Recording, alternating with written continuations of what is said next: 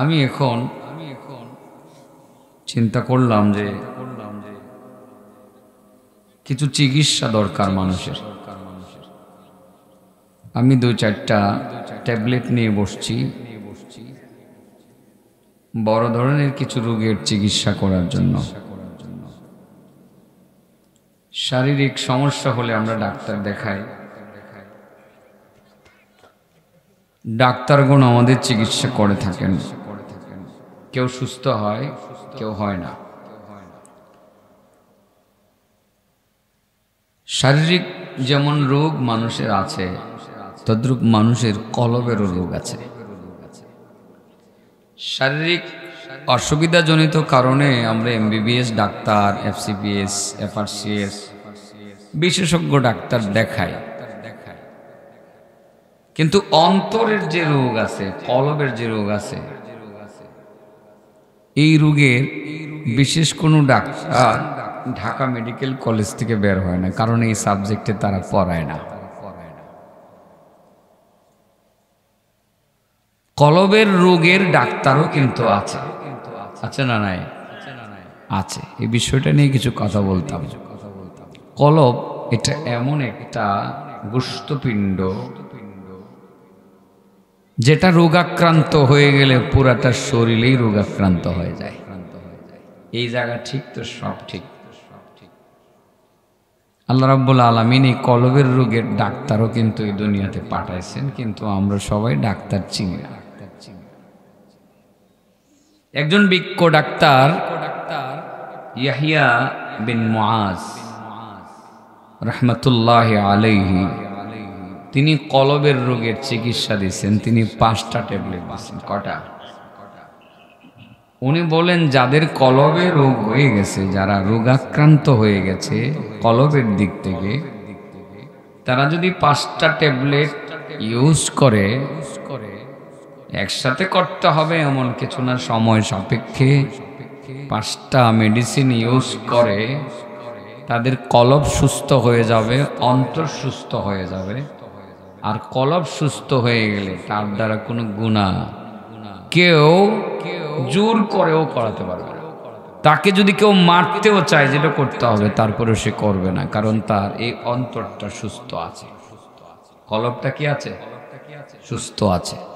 সহিহ বুখারীর হাদিস, নবী করিম সাল্লাল্লাহু আলাইহি ওয়াসাল্লাম বলেন, আলা ইন্না ফিল জাসাদি লামুদগা ইযা সালুহাত সালুহাল জাসাদু কুল্লু ওয়া ইযা ফাসাদাত ফাসাদাল জাসাদু কুল্লু আলা ওয়া হিয়াল কলব। আল্লাহর নবী রাহমাতুল লিল আলামিন বলেন, ও দুনিয়ার মানুষ, প্রত্যেকটা মানুষের শরীরে মধ্যে একটা গোশতের টুকরা আছে। ওই গোশতের টুকরাটা যদি সুস্থ হয়, সেই মানুষের পুরোটা অঙ্গ প্রত্যঙ্গই সুস্থ হয়ে যায়। আর যদি সেই গোশতের টুকরাটা সুস্থ না হয়, অসুস্থ হয়, তার শরীরের অন্যান্য অঙ্গ প্রত্যঙ্গ অসুস্থ হয়ে যায়, অসুস্থ হয়ে যায়। সেই অঙ্গটা, শরীরের বিশেষ অঙ্গটা যদি সুস্থ থাকে, সব সুস্থ থাকে, হাত দ্বারা খারাপ কিছু টাচ করা হয় না, জবান দ্বারা খারাপ কিছু বলে না, ব্রেন দ্বারা, মাথা দ্বারা খারাপ কোনো কিছু চিন্তা করে না, এবং পা দ্বারা খারাপ কোনো কিছুর দিকে হেঁটে হেঁটে যায় না, সেই গোশতের টুকরাটা যদি সুস্থ হয়ে যায়, সব ঠিক। আর যদি সেই গোশতের টুকরাটা অসুস্থ হয়ে যায়, সবই অসুস্থ হয়ে যায়, তার হাত দ্বারা খারাপ কিছু টাচ করতে মনে চায়, জবান দ্বারা খারাপ কিছু বলতে মনে চায়, পা দ্বারা খারাপ দিকে চলতে চায়, মাথা দ্বারা খারাপ চিন্তা ভাবনা করতে থাকে, ওই গোশতের টুকরা ঠিক তো সব ঠিক, এটাও ঠিক, তো সবও ঠিক। নবী বলেন, আমার সাহাবারা তোমরা জানো নি ওই গোশতের টুকরাটার নাম কি? তোমরা জেনে রাখো সেই গোশতের টুকরার নাম হলো আলা ওয়াহিয়াল কলব। এটার নাম হলো কলব, অন্তর বা কলব। কলব কলব যদি ঠিক হয়ে যায়, যার কলবটা ঠিক আছে, সুস্থ আছে, সে হাত দ্বারা খারাপ কোনো কিছু টাচ করবে না, করতে চাবে না। যার কলব ঠিক আছে, জবান দ্বারা কোনো কিছু বলবে না, তার বলতে মনে চাবে না। তার কলব যদি ঠিক থাকে, তার পা দ্বারা গান আর উরুস আর নাচের অনুষ্ঠানে তার যাইতে মনে চাবে না। তার কলব যদি ঠিক থাকে, খারাপ দুশ্চিন্তা তার মাথার মধ্যে আসবে না। এটা ঠিক না থাকলে কিন্তু সমস্যা। কলবের চিকিৎসার দরকার আছে না নাই? ট্যাবলেট কয়টা? ডাক্তারের নাম কি? ইয়াহিয়া ইবনে মুআজ। ডাক্তারের নাম কি? ইয়াহিয়া ইবনে মুআজ রাহমাতুল্লাহি আলাইহি। তিনি বলেন, দাওয়াউল কলবি খামসাতু আশিয়া। কলবের দাওয়া, কলবের চিকিৎসা বা ঔষধ, সেটা হলো পাঁচটা হলো মূলত কলবের ঔষধ। এই ঔষধগুলো, ট্যাবলেটগুলো ইউজ করলে কলবের রোগ ভালো হয়ে যাবে। কলবের রোগ ভালো হয়ে গেলে আপনার দ্বারা আর কোনো গুনাহ হবে না। সুবহানাল্লাহ বলেন। চিকিৎসাটা মোটামুটি ভালোই হইব। আজকে আমি আস্তে আস্তেই বলবো, আমি আর বলতে পারি না, বলতে বলতে কাইলে গেছি। আর কয়দিন বলতাম বলেন? প্রতিদিন রাত দিন সমানে তো বলতেই হয়। তো আস্তে আস্তেই বলি, ঠিক আছে না? ধীরস্থিরে বলি। ডাক্তারের নাম ইয়াহিয়া ইবনে মুআজ, হ্যাঁ? আর রোগীর নাম কলব। রোগীর নাম কি? কলব। ট্যাবলেট কয়টা? মাশাআল্লাহ, আমার ছাত্রটি ভালো আছে এখানে, যেটি বসছে, মুখস্থ করা লাগবে ইনশাআল্লাহ। মার তো এটা ভরে দেবো গা, কেউ চাটাই থাকলে আরো দেও না, সমানে বিচাইতে থাকো, মানুষ তো আইব। বাঙ্গা গলা শুনছে তো, বাঙ্গা গলার আওয়াজ শুনলে ইলুসিয়ার মানুষ আয় বলে, এরা আমারে চিনে ভালো করেছি। ইলুসিয়া আশেপাশের গরু থেকেও আইব, এদিকে গ্রামটার নাম জানি কি, বরমাইপাড়া থেকে আইব, আশেপাশে কান্দা থেকে আইব, লোকজন কিন্তু আইব, আইতো না? আইব, মাটিটা ঘুরে যাবো ইনশাআল্লাহ। ও চিকিৎসা চলো শুরু হক না? আসলে তো আমরা মাথা ব্যথার ডাক্তার দেখাই, কিন্তু কলবের ডাক্তার আমরা দেখাই না।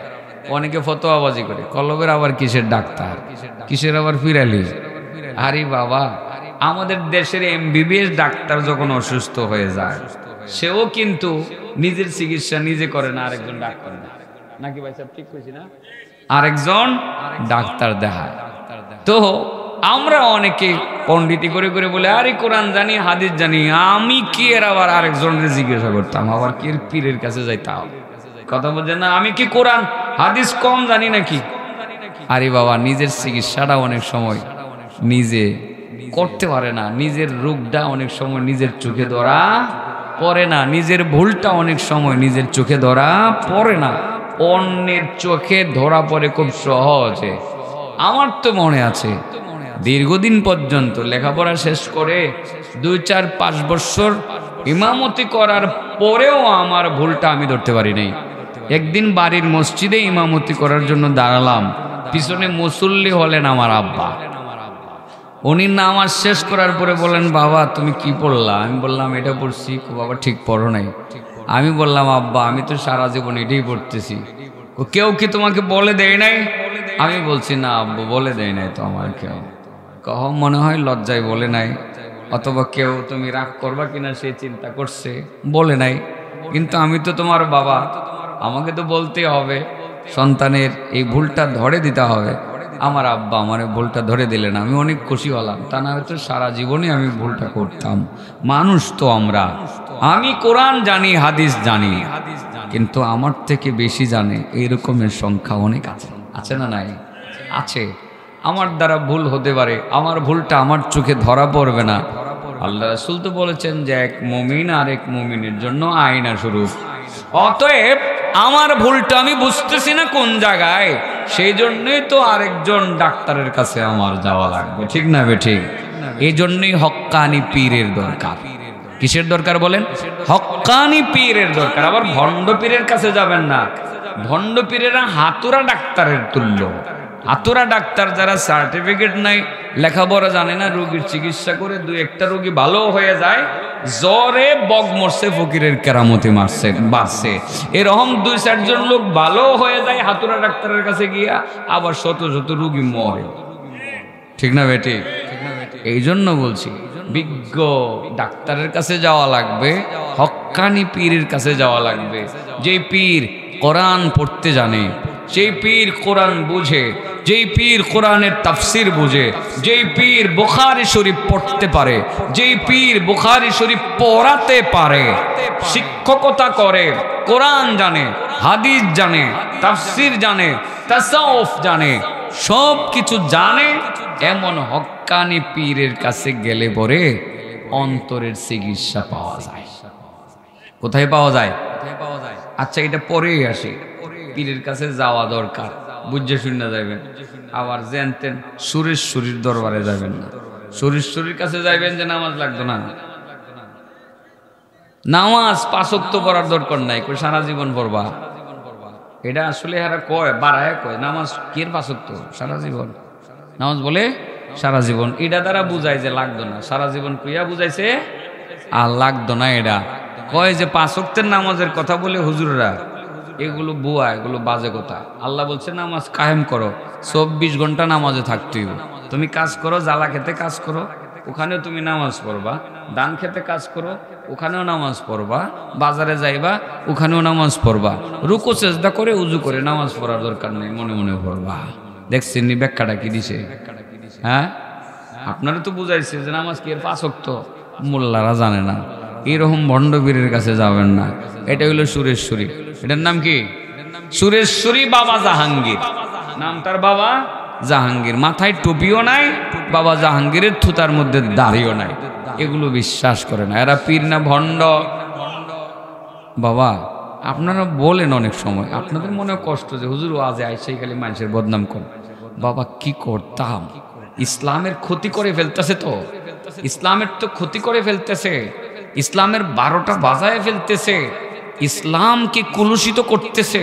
এখন যদি না বলি, আপনি সহজ সরল মনা মুসলমান, আপনি তো বাবা না বুঝে তার ভক্ত হয়ে যেতে পারেন।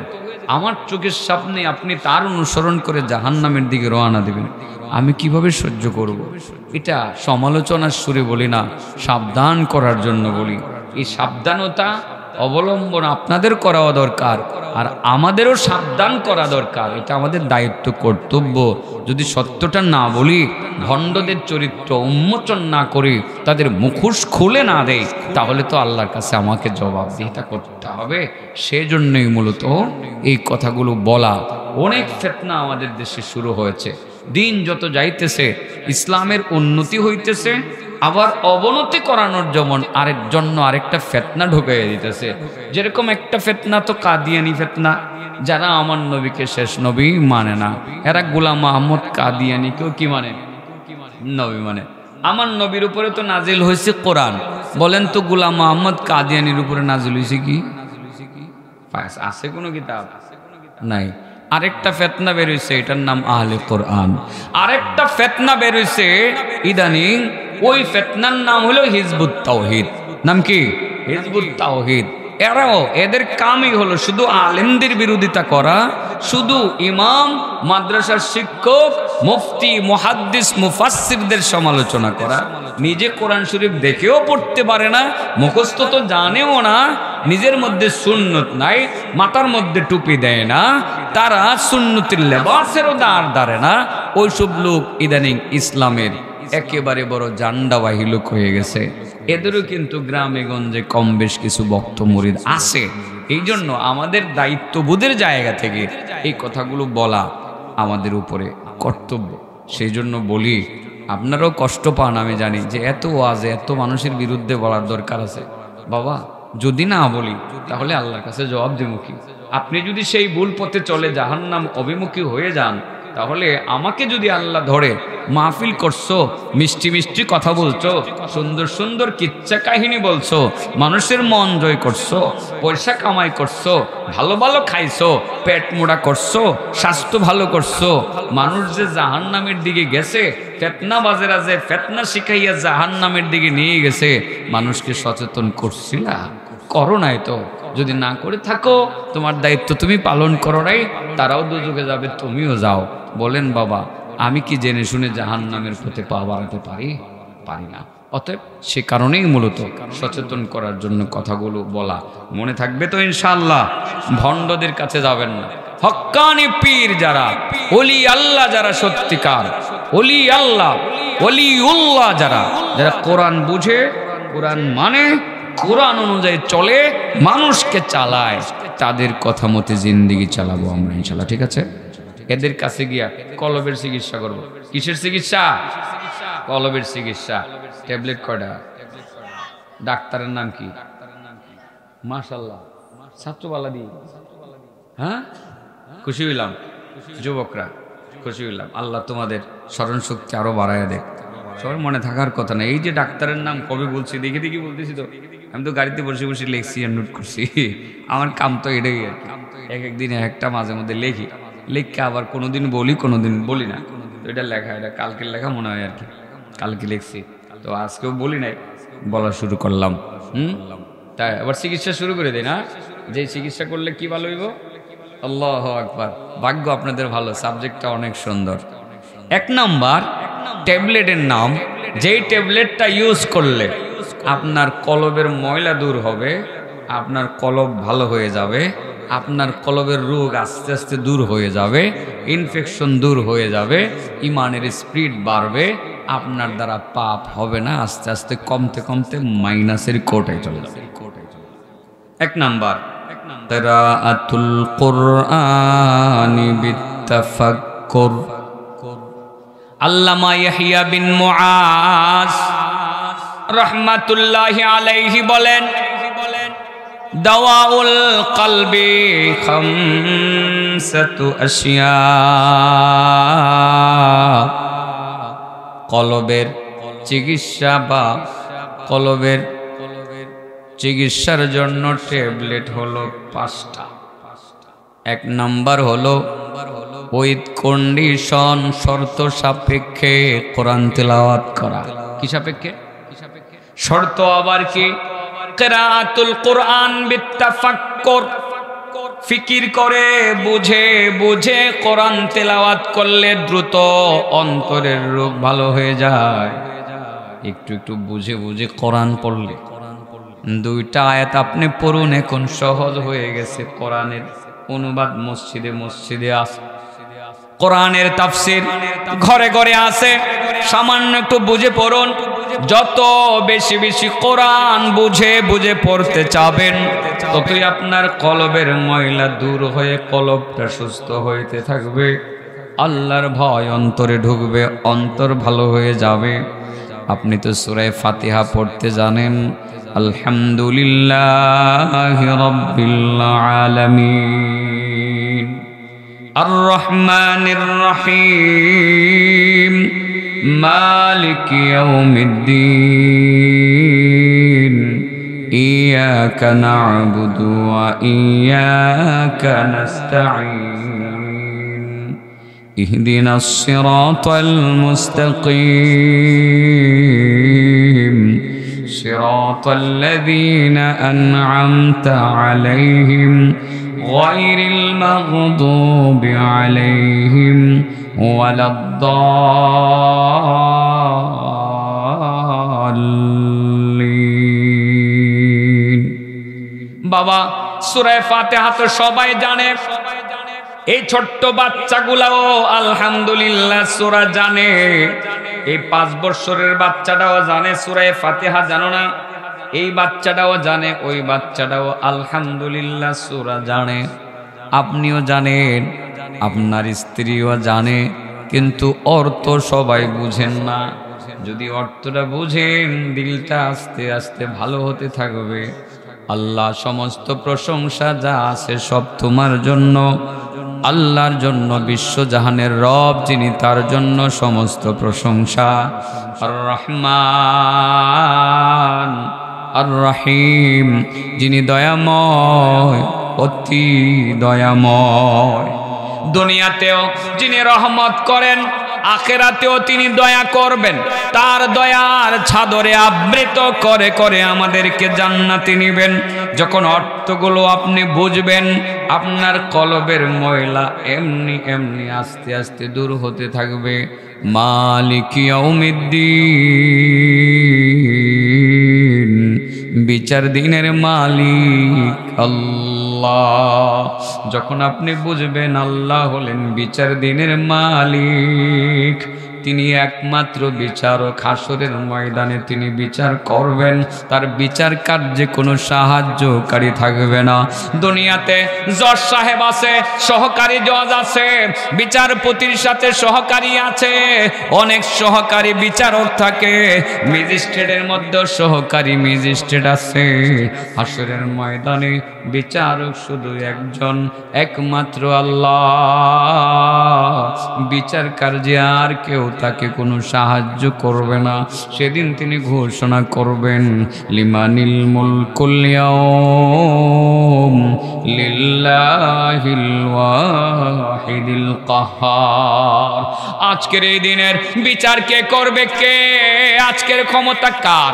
আল্লাহ নিজেই প্রশ্ন করবেন, উত্তর বের হয়ে আসবে। একমাত্র আল্লাহর এই ক্ষমতা, তিনি বিচার করবেন। সেই বিচারের মধ্যে কেউ কোনো বাঘ বসাতে পারবে না। সেখানে রায় চেঞ্জ করার জন্য কোনো অর্থ লেনদেন চলবে না, টাকা পয়সার কোনো লেনদেন হবে না। আল্লাহ বিচারের মধ্যে ইনসাফ করবেন। তিনি ইনসাফ করে করে বিচার করে তিনি বিনিময় দিবেন। সেদিন কারো প্রতি তিনি কোনো জুলুম করবেন না। যখন আপনি এই আয়াতটা পড়বেন আর অনুবাদ জানবেন, মালিক ইয়াউমিদ্দিন, আল্লাহর প্রশংসা, সব প্রশংসা আল্লাহর, যিনি বিশ্বজাহানের রব, যিনি দয়াময়, অতি দয়াময়, যিনি বিচার দিনের মালিক। বিচার করবেন, কেউ তাকে প্রভাবিত করতে পারবে না। যখন আপনি বুঝবেন, বাবারে, আপনার অন্তরে আল্লাহর ভয় ঢুকবে।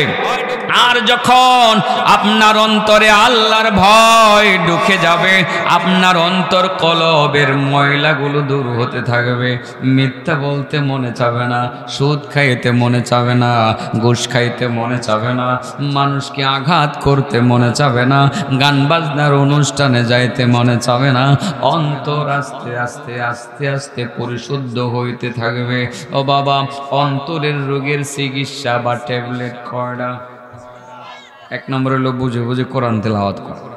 এখন যদি আমরা করে কই, আমি আসলে নিয়ত করছি আজকে আমরা করে একটু শাসন করব, অপারেশন করবো আর কি করবো। তো প্রথমে যদি অপারেশনের কথা কই লাই, তো রোগী ভয় পাইতো না, এই জন্য একটু বাউ করে আনতেছি আর কি। ডাক্তারে কিন্তু প্রথম আপনার করে, ওই যে একটু উৎসাহ দেয়, একটু আনন্দ দেয়, কিছুটা কি দেয়, ফুর্তি দেয় অপারেশন রোগীদেরকে। এরপরে গিয়ে আস্তে করে কাটালায়, ঠিক না বেটি? আপনারা যাতে সহ্য করতে পারেন, কিছু কাটাকাটি কিন্তু করবো আর কি। মনোযোগ দিয়া একটু শুনেন, অসুবিধা নাই। আমার জীবনের প্রথম অপারেশনে গেছি ইন্ডিয়াতে, চেন্নাই অ্যাপোলোতে। তো অপারেশন থিয়েটারে নিয়ে আমার ডাক্তার, তো আমার তো ডরে, জীবনের প্রথম অপারেশন, ঘাম এসে গেছে, ভিতর খালি কাঁপতাছে। অপারেশন থিয়েটারে আমার নিচে ইন্ডিয়াতে, কোথায় তখন গেছিলাম, এখন আর যাইতাম না। হেরা যখন বেড়াগিরি বলেছে যে ইন্ডিয়াতে চিকিৎসার জন্য যাইতে দেবে না, আমিও সেদিন থেকে নিয়ত করছি মরে গেলে গো যাইতাম না, যা তোর ইন্ডিয়াতে আর যাইতাম না, চিকিৎসা করতাম, যাইতাম না, না হবে। তো তখন তো অপারেশনে গেছি, শুইছি, পরে ডাক্তার মুসলিম গেছি। পরে প্রথম আমার লোকে কি মজার কথা, যে হুজুর নাম কি, বিয়ে শাদী করছেন? তো হ করছি। ছেলে মেয়ে কয়জন? আমি 2 জন। মেয়ের নাম কি রাখছেন, কি মজার মজার কথা বলতেছে, কোন পায়ে যে গাই মেরে আমার বেউস করে থুয়ে দিছে, ও তার কিচ্ছু কইতারি না। এরপরে তো কয়েক ঘন্টা পরে দিই কাচ্চা কুচ্চা হোমানে ব্যান্ডেজ লাগায় পরে আমার ছাড়ছে। এর আগে আমারে কতক্ষণ আনন্দ ফুর্তি দিছে, বুঝছেন না কথাটা, এরপরে কাটটা লাইছে। আমি কতক্ষণ আপনাদেরকে একটু মিষ্টি মিষ্টি কথা বলতেছি, পরে কিন্তু কাটো, পরে কি করবো, কাটটা আবার ব্যান্ডেজ লাগাই দিব, ব্যান্ডেজ লাগাই দিয়া পরে আবার আপনার ইয়ে দিয়ে দিব আর কি, কিনা কয় মলম লাগাই দিব। হ্যাঁ এই মলম জানি কই কইছিলাম, এটা এটাও কইলেছে হ্যাঁ। যাই হোক, চিকিৎসা চলবো তো নাকি, চিকিৎসা চলবো তো?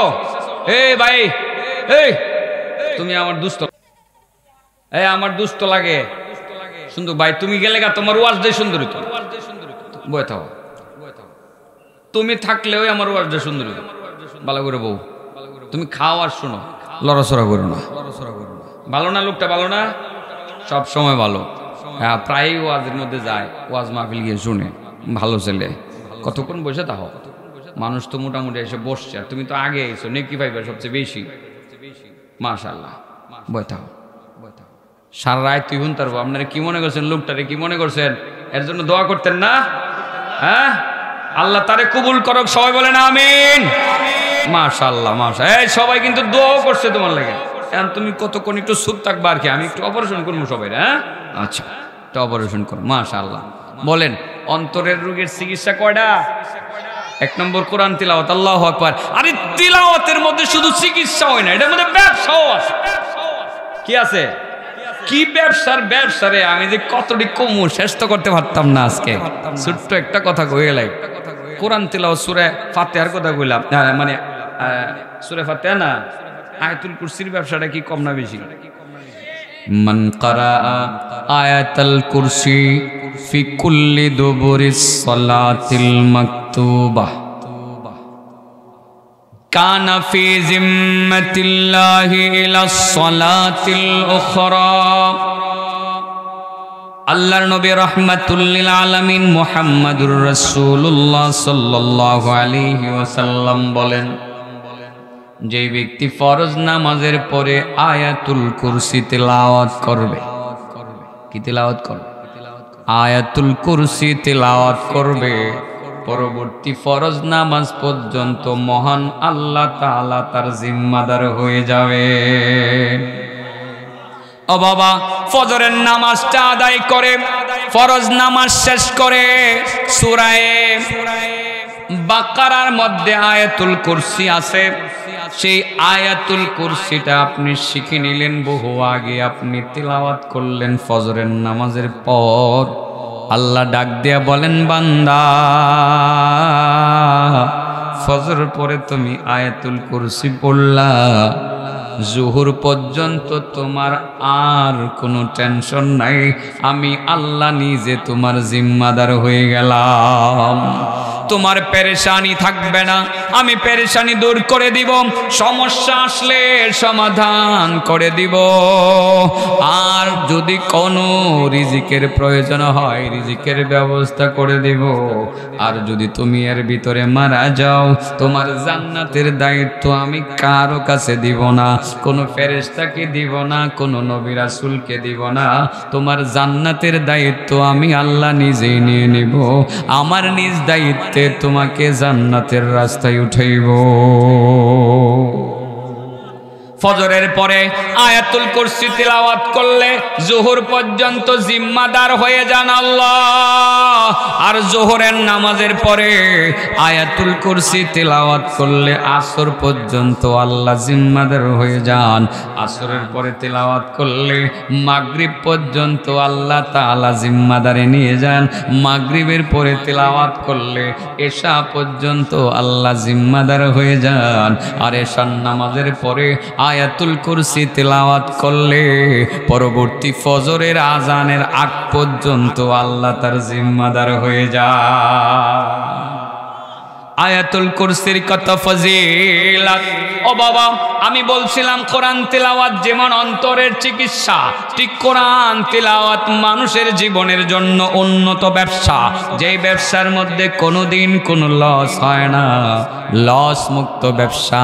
কাপড়ের ব্যবসায় লস হয়, কাঠের ব্যবসায় লস হয়, লাভ হয়।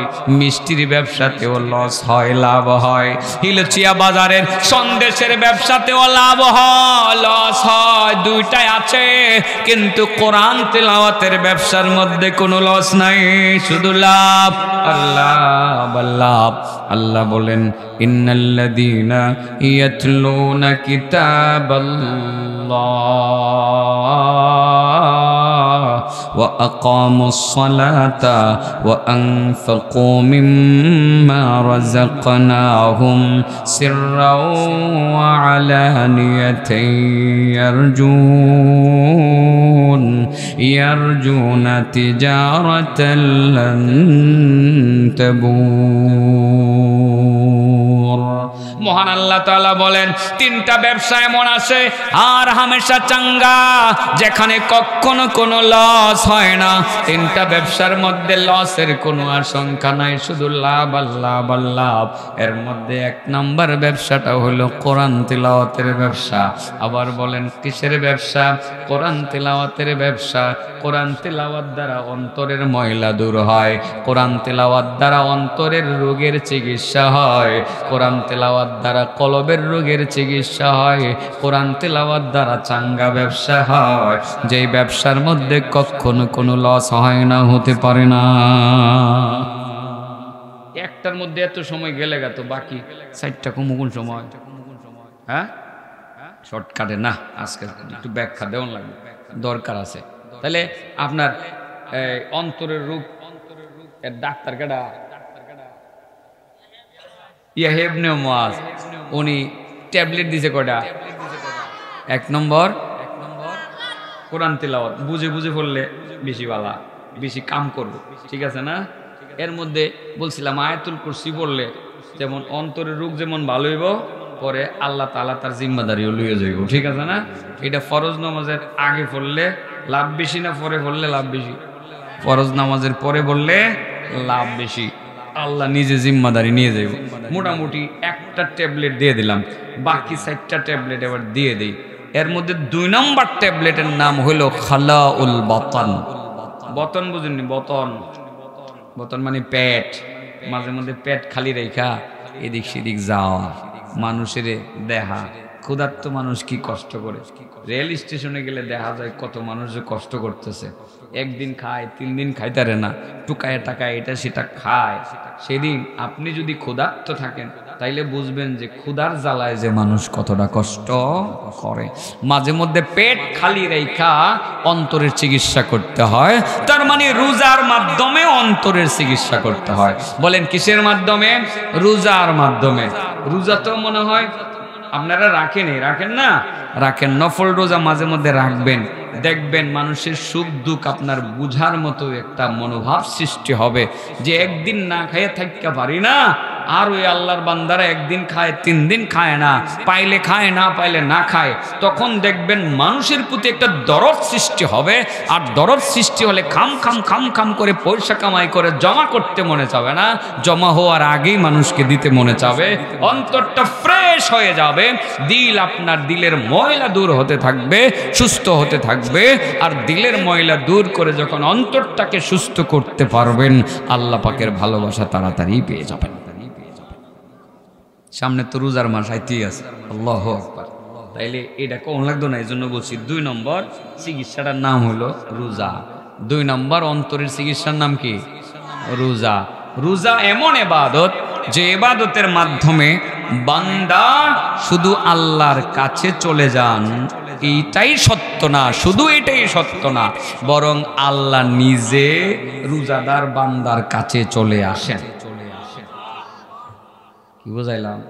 শুধু বান্দা জায়গা, শুধু এটাই না, আল্লাহ নিজে বান্দার কাছে চলে আসেন, রোজাদার বান্দার কাছে। কার কাছে?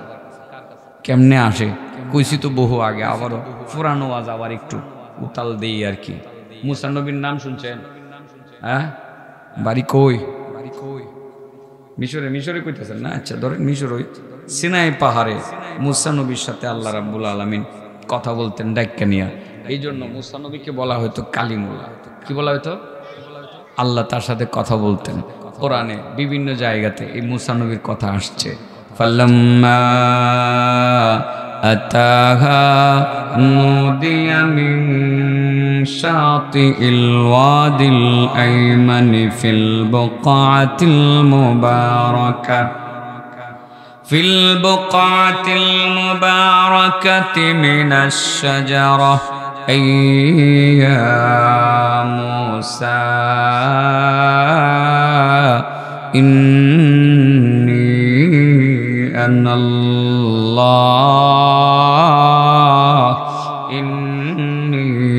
আনাল্লাহু রাব্বুল আলামিন। মুসা নবী সিনাই পাহাড়ে যাইতেন, আল্লাহ রাব্বুল আলামিন ডাক দেয়া বলতেন, মুসা আমি আল্লাহ তাআলা তোমাকে আহ্বান করছি। কথাবার্তা শুরু হয়ে যাইতো। এক পর্যায়ে মুসা নবী মহান আল্লাহ তাআলার দরবারে আবেদন করলেন, নিবেদন করলেন, আল্লাহ কিছু বিষয়ে জানতে চাই। কি জানতে চাও? মাবুদ তুমি কি সুন্দর একটা লাঠি আমারে দিলা, যে লাঠি দিয়ে আমি কত কত সুন্দর সুন্দর কাজ করতে পারি। ওগো আল্লাহ, লাঠি দ্বারা আমি অনেক কাজ করতে পারি। সেই লাঠির মধ্যে তুমি অনেক মুজিজা দিছো। লাঠি দ্বারা পাথরে আঘাত করলে পাথরের ভিতর থেকে পানির ফোয়ারা বের হয়ে যায়। লাঠি দ্বারা সাগরের পানিতে আঘাত করলে, নদীর পানিতে আঘাত করলে রাস্তা তৈরি হয়ে যায়। এই লাঠি মাটির মধ্যে গেড়ে ফেললে ফল গাছ হয়ে যায়, আপেল গাছ, কমলা গাছ হয়ে যায়। মাবুদ কি চমৎকার একটা লাঠি তো আমি আমারে দিলা। ওগো আল্লাহ, আমার মনে হয় তুমি আমারে পছন্দ করে লাঠিটা দিছো। এটাই তো যুক্তি বা প্রমাণ বহন করে আমি হইলাম তোমার শ্রেষ্ঠ বান্দা, আমি হইলাম তোমার সবচেয়ে বেশি কাছের বান্দা। কোন জায়গা নিয়ে কথাটা পৌঁছাইছে চিন্তা করছেন? হ্যাঁ, উনি শ্রেষ্ঠ হইতেন, উনি আল্লাহর কাছের বান্দা হইতেন। আল্লাহ রাব্বুল আলামিন কি বলছিলেন এটা কইবার জন্য তো আমি এটা কইতাছি। ট্যাবলেট 5টা না, 5 নম্বর ট্যাবলেটটা কিন্তু আমার টার্গেট। এটার উপরে কেন্দ্র করে কোরআনের আয়াত পড়ছিলাম। এটা 5 নম্বরটা হলো টার্গেট, এটা মনে থাকবে তো। আর বাকিটি টার্গেট হয়, কিন্তু চূড়ান্ত টার্গেট হলো 5 নম্বর, এটা মনে রাখতে হবে।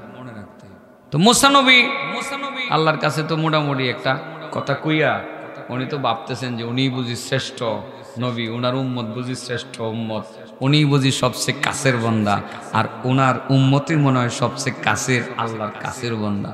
উনি মোটামুটি একটা ডিসিশন আল্লাহর কাছ থেকে নেওয়ার জন্যই উনি এই কথাটা বললেন। মহান রাব্বুল আলামিন শুনলেন, মুসা আরো কোনো কথা আছে? আরো কোনো কথা আছে? মুসা নবী বলেন, মাবুদ আর একটা কথা বলি। কি কথা? মাবুদ সিনাই পাহাড়ে তুমি আমারে দাওয়াত করে আনো, পাহাড়ের মধ্যে তুমি আমাকে দাওয়াত করে আনো, আমার সাথে মায়াবী কণ্ঠে, মধুর কণ্ঠে তুমি কথা বলো। এইভাবে পাহাড়ের মধ্যে দাওয়াত করে এনে দুনিয়ার কোন নবী রাসূলের সাথে তুমি মায়াবী কণ্ঠে, মধুর কণ্ঠে কথা বলো নাই। আমার তো মনে হয় একমাত্র আমার সাথে তুমি এরকম মিষ্টি আচরণটা করে থাকো। আমারে সিনাই পাহাড়ে দাওয়াত করো, আমি আসি, তুমি আমাকে ডাক দাও, আমি তোমার ডাকে সাড়া দেই। ওগো আল্লাহ, কত ভালোবাসার ডাক, কত ভালোবাসার আহ্বান, কত মিষ্টি আহ্বান তুমি আমাকে করো। আমি তোমার সাথে মায়াবী কণ্ঠে, মধুর কণ্ঠে কথা বলি। আমার তো মনে হয় কোন নবী রাসূল এরকম নাই, তার সাথে পাহাড়ের মধ্যে দাওয়াত করে নি তুমি কথা বলো। এই 2 নম্বর একটা যুক্তির আলোকে আমি তোমার কাছে তো দাবি করতেই পারি, আমি বলতেই পারি, ওগো মাবুদ, আমি তোমার শ্রেষ্ঠ বান্দা, আমি তোমার সবচেয়ে বেশি কাছের বান্দা। আল্লাহ এবার মুসা নবীর সব বক্তব্য শুনলেন। আলহামদুলিল্লাহ। সব বক্তব্য শুনে মুসা নবীকে বললেন, মুসা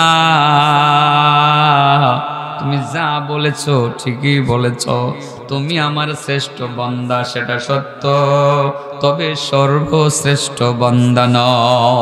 তুমি আমার কাছের বান্দা সেটাও সত্য, তবে সবচেয়ে বেশি কাছের বান্দা নও।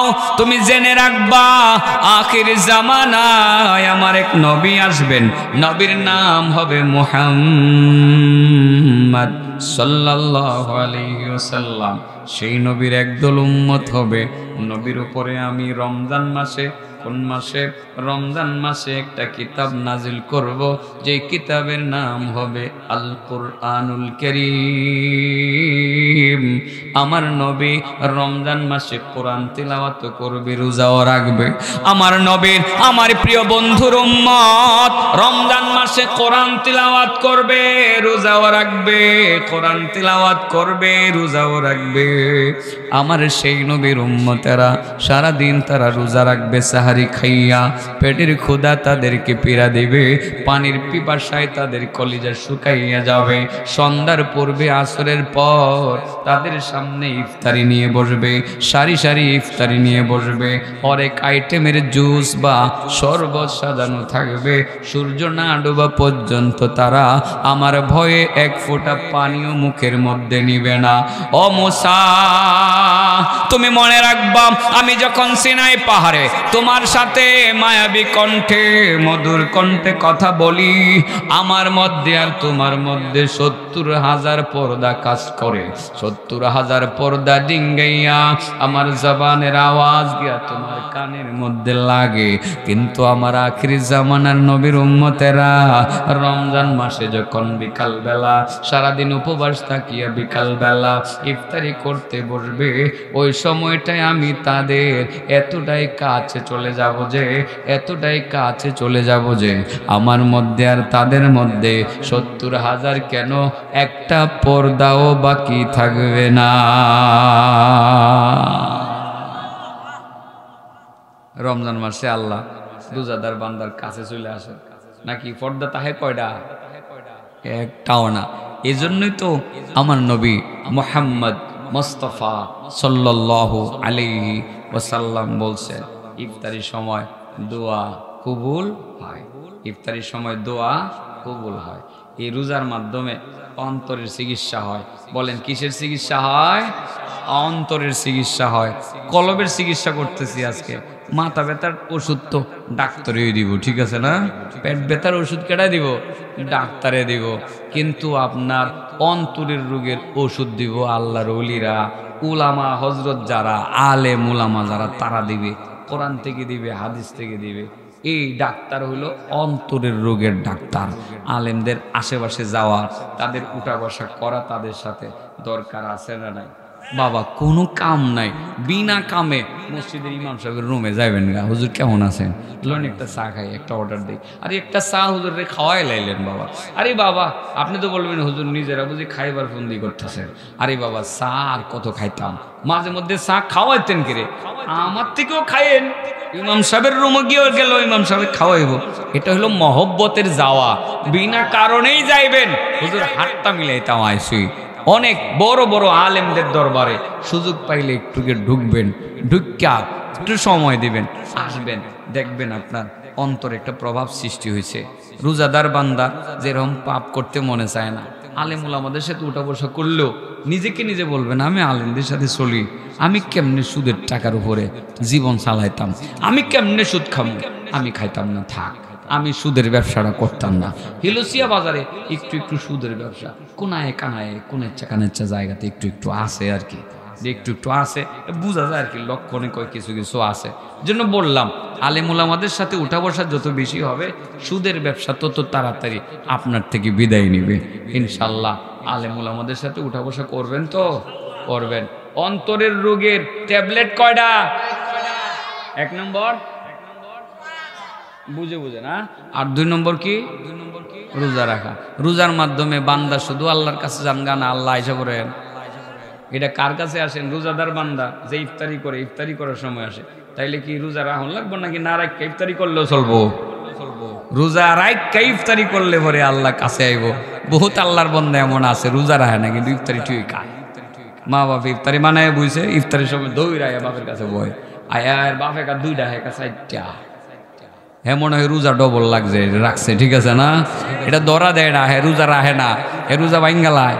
সাবধান, 1 মাস রোজা রাখা ফরজ ফরজ ফরজ ফরজ, জান্না শূন্য রোজা ছাড়বা না, এই জবাব তুমি দিতে পারবা না।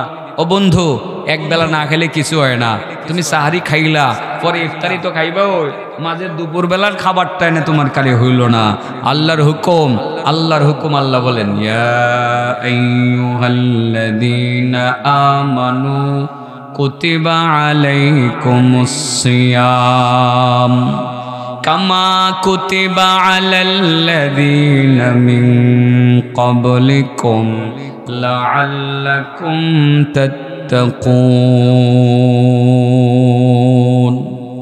আল্লাহ বলেন ঈমানদারগণ, তোমাদের উপরে রমজানের রোজা ফরজ করা হয়েছে, যেই রকম তোমাদের পূর্ববর্তীদের উপরে ফরজ করা হয়েছিল, যাতে করে তোমরা তাকওয়া অর্জন করতে পারো। আল্লাহ রোজা ফরজ করেছেন।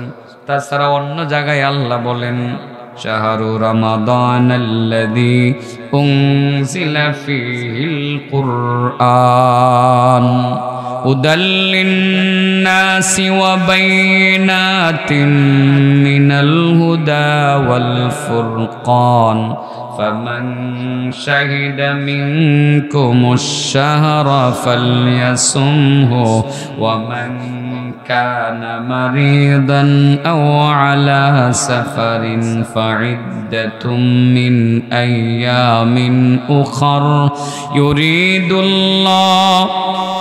ইউরিদুল্লাহু বিকুমুল ইউসরা ওয়া লা ইউরিদু বিকুমুল উসর ওয়া লিতুকমিলুল ইদ্দাতা ওয়া লিতুকাব্বিরুল্লাহা আলা মা হাদাকুম ওয়া লাআল্লাকুম তাশকুরুন। وَإِذَا سَأَلَكَ عِبَادِي عَنِّي فَإِنِّي قَرِيبٌ أُجِيبُ دَعْوَةَ الدَّاعِ إِذَا دَعَانِ فَلْيَسْتَجِيبُوا لِي وَلْيُؤْمِنُوا بِي لَعَلَّهُمْ يَرْشُدُونَ। অনেক লম্বা তিলাওয়াত করলাম, এটার ফায়সালা দিমু কেমনে, সময় তো কম। ভাবছিলাম 8টা থেকে 9টা বাজে ছাইরা দিমু, কেমনে কেমনে 9:20 বেজে গেল গা। মোহাম্মদ আলী ভাই কি তাওয়াজ্জু দিল হেন খারুইয়া, কিও ভাই সময় খালি বাড়তাছে গে রে, এই ট্যাবলেট কটা ক, এটা কইলে তাড়াতাড়ি এখন ট্যাবলেটও শেষ করতে পারতাছি না, আমি সারতামও পারতাছি না। হ্যাঁ, আল্লাহু আকবার। 1 নম্বর কোরআন তেলাওয়াত বাবাজি করবেন। মাঝে দেখো ইসলাম না কিছু কাটাকাটি করবো, আসলে কাটতাম, মন চাইতেছে ঠিকই কাটটা লাইতাম, কাটটা অপারেশন করে লাগাইয়া দিতাম। কষ্ট নিয়ে না, একটু কাটাকাটি করি। হ্যাঁ, একটু কাটাকাটি করি। হ্যাঁ, কোরআন শরীফ মুসলমান না আমরা সবাই, আমাদের ধর্মগ্রন্থের নাম কি? কোরআন। প্রত্যেক দিন 2 মিনিট করে তেলাওয়াত করেন, দিয়েছি দিক কাটাকাটা। মাদ্রাসা ছাত্র বাদ, প্রত্যেক দিন কমপক্ষে 2 মিনিট করে পড়েন। 1 2 3 4 5 6 7 8 9, এতগুলো মানুষের মধ্যে 10 জন মানুষ কোরআন তেলাওয়াত করে, 11 জন মানুষ কোরআন তেলাওয়াত করে, এতগুলো মানুষের মধ্যে। তো আপনার ভিতরটা কেমনে ভালো হইতো? এই কেমনে ভালো হইতো মিয়া? আপনার এই অন্তর ভালো হইতো কেমনে? আপনি কোরআনে করেন না? আগামী বছর যদি আমার এখানে মাওলানা মোহাম্মদ আলী সাহেব দাওয়াত দেয়, তাহলে আমি আয়া দেখতাম সাইজে কেটা কেটা পড়েন কোরআন তিলাওয়াত, সবাই যাতে হাত উঠায়। ইনশাআল্লাহ এরকম দেখতে পাবনি, ইনশাআল্লাহ ভামুনি, ইনশাআল্লাহ ভামুনি। আজকে থেকে আগামী কাল থেকে বাবা হাতে পায়ে দূরে বলে দিয়ে যায়, আপনি এই কথাগুলো আমি মরে গেলে পরে চিন্তা করে গেলে তখন বুঝে আইব। এখন বুঝে আইতো কথাটা যে কি কইলাম, এখন বুঝে আইতো না। দয়া করে দৈনিক 2 মিনিট হইলে পড়েন। আপনারা বলতে পারেন যে হুজুর কোরআন শরীফ পড়তে জানি না, আর ইমাম সাহেবের কাছে যান, একটু শিখিয়ে দিবেন। আপনি ওই যে আর মহিলাদেরকে বলি, মহিলা মাদ্রাসা তো মার্কাজ হিলুসিয়া বাজারে বানায় থয়ে দিছে বহু আগে, ছেলেদের মাদ্রাসাও বানাইছে আলহামদুলিল্লাহ। যাইবেন ওখানে, আপনি কাজও ধরতেছে, বয়স্ক মহিলারাও যাইবেন, মুরব্বীরাও যাইবেন, একটু শিখেন না বাবা। আপনি মুসলমান, আপনি আল্লাহকে বিশ্বাস করেন, আল্লাহর কালামটা আপনি পড়তে পারেন না বাবা, এর চেয়ে বড় কষ্টের কি আছে? আল্লাহর কালামটা পড়তে পারেন না, আপনি কোরআন পড়তে পারেন না, আজকে থেকে পড়বেন তো ইনশাল্লাহ, পড়বেন তো? এই ছেলে দৈনিক 2 মিনিট হইলেও বুড়ো বাবা ফেসবুকে বহু ছেলে মেয়েরা 4-5 ঘন্টা সময় দিয়ে দেয়, 2টা মিনিট সময় কি কোরআনে দেওয়া যায় না? হাতে পায়ে ধরে বলে দিয়ে যাই, কাটাকাটি করলাম না, আস্তে আস্তে কাটছি, বেশি কড়াকড়ি কথা বললাম না বাবা, আস্তে আস্তে একটু একটু কাটলাম, দয়া করে কোরআন তেলাওয়াত করবেন তো ইনশাল্লাহ, করবেন তো? বাকি নামগুলো বলে ফেলি। ট্যাবলেট হলো 5টা, 1 নম্বর কোরআন তেলাওয়াত, 2 নম্বর হলো রোজা, 3 নম্বর ট্যাবলেটের নাম হলো কিয়ামুল লাইল। এটার নাম কি? কিয়ামুল লাইল। কিয়ামুল লাইলে এশার নামাজ পড়লেন, এশার নামাজ পড়ে যদি কোনো কারণে ব্যস্ত থাকেন, এরপরে আপনার 4 রাকাত 8 রাকাত নামাজ অতিরিক্ত পড়ালেন, কিয়ামুল লাইল। এটা যদি নিয়মিত পড়তে পারেন, দেখবেন অন্তরের ভিতরে যদি রোগ বালায় যা আছে না সবগুলো আস্তে আস্তে মুচ্ছা যাইতেছে গা।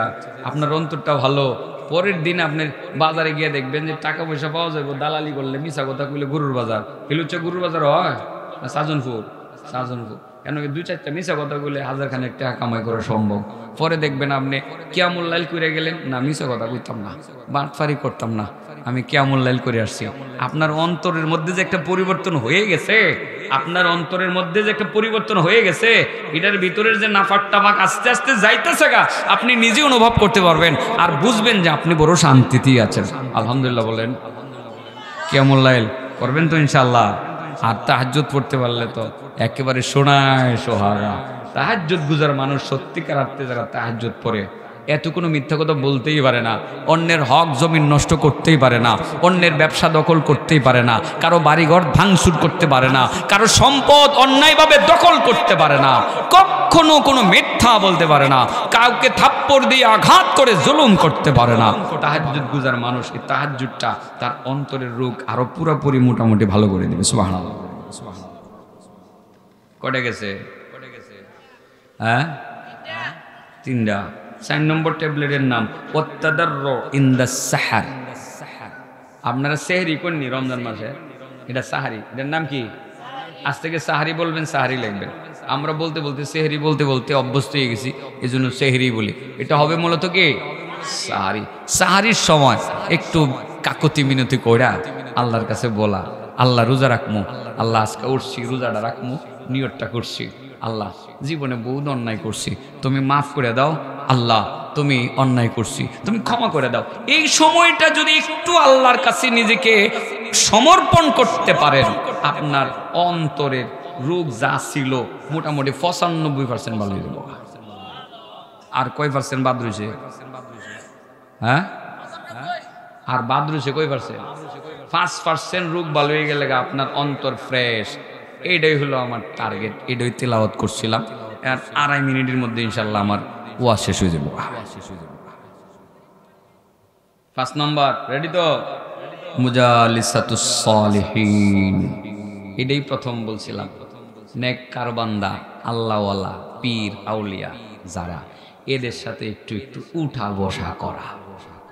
এটারে আমরা অনেক সময় আমরা হালকা করি, পীর। আরে বাবা, আরে ডাক্তারের রোগ হলে তো আরেক ডাক্তারের কাছে যাওয়া লাগে। আপনি অনেক জানেন আপনার ভিতরে যে কত রোগ আছে, এটা তো আরেক ডাক্তারে ধরবো, ঠিক না বেটি? তো আপনি বলতে পারেন হুজুর পীরের কাছে যে আমরা যাবো, তো হেই পীরের চিকিৎসা করবো কেটা? এই পীরেরও পীর আছে, হেই পীরেরও কি আছে? এরপরে কবেন তাহলে হেই পীরের পীর কেটা? হেই পীরেরও পীর আছে। লাস্টে দেখবেন যাইতে যেতে সাহাবী যাইতে যেতে আবু হুরায়রা যাইতে যেতে লাস্টের পীর হলেন মুহাম্মদুর রাসূলুল্লাহ সাল্লাল্লাহু আলাইহি ওয়াসাল্লাম। একজনের উপরে আরেকজন পীর আছে। পীর মানে শিক্ষক। এই হক্কানি পীর আলেম উলামা যারা, এদের মজলিসে উঠা বসা করলে যত বেশি হক্কানি পীর আউলিয়াদের দরবারে যাইবেন, তত আপনার মনের ভিতরের যত রোগ বালায় আছে আস্তে আস্তে আস্তে আস্তে দূর হইতে থাকবে। আপনি হুজুরের কাছে গিয়ে যখন আরেকজনের গীবত করতে চাইবেন, হুজুর কইবা এটা থইন ভাই সাহেব, এটা থইন, গীবতটা বাদ দিয়ে দিন, অন্য কথা থাকলে বলেন। এই যে আপনাকে বাধা দিল, এটার একটা অ্যাকশন হবে, এটার একটা আকর্ষণ সৃষ্টি হবে। তখন আপনি দেখবেন যে না, আমি আজ থেকে আর মানুষের গীবত করব না। অন্তরের রোগ সব ঠিক হয়ে যাবে, ভালো হয়ে যাবে। অন্তর ভালো হয়ে গেলে পরে, সুস্থ হয়ে গেলে পরে আপনার দ্বারা আর কোনো গুনাহ হবে না। যখন গুনাহ হবে না, আপনি হবেন নেককার বান্দা। আর যখন নেককার বান্দা হইবেন, আল্লাহ রাব্বুল আলামিন আপনাকে পুরস্কার হিসাবে জান্নাত প্রদান করবেন। সবাই বলি সুবহানাল্লাহ।